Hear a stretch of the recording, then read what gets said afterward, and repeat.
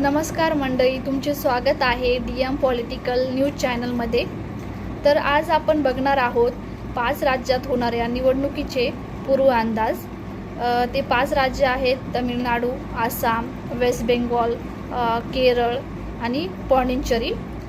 तर त्याआधी आपण इथे बघू शकतो 2021 मध्ये झालेल्या निवडणुकीचे ॲक्च्युअल रिझल्ट आणि DM पॉलिटिकल न्यूज चॅनलचे प्रेडिक्शन्स हे अगदी तंतोतंत खरे उतरले आहेत।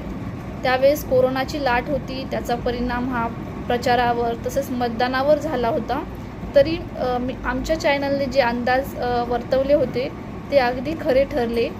बघू शकता की तमिळनाडू राज्य, तसेच आसाम राज्य, पश्चिम बंगाल राज्य, केरळमध्ये सर्व निकाल हे तंतोतंत खरे ठरले होते। तर आज आपण बघणार आहोत 26 मध्ये होणाऱ्या विधानसभा निवडणुकीचे पूर्व अंदाज। तर तमिळनाडू राज्यामध्ये 234 टोटल सीट्स आहेत। त्यापैकी DMK हा पक्ष 156 सीट्स जिंकू शकतो। ADMK 70 सीट्स मिळतील, तसेच ऑदर्सला 8 सीट्स मिळू शकतील। तसेच दुसरे राज्य आहे वेस्ट बेंगॉल, पश्चिम बंगाल, त्यामध्ये टोटल सीट्स आहे 294। त्यापैकी TMC जो ममता दीदीचा पक्ष आहे तो 170 सीट्स मिळू शकतो। BJP 105 सीट्स मिळतील, तसेच ऑदर्सला 19 सीट्स मिळण्याचा अंदाज आहे।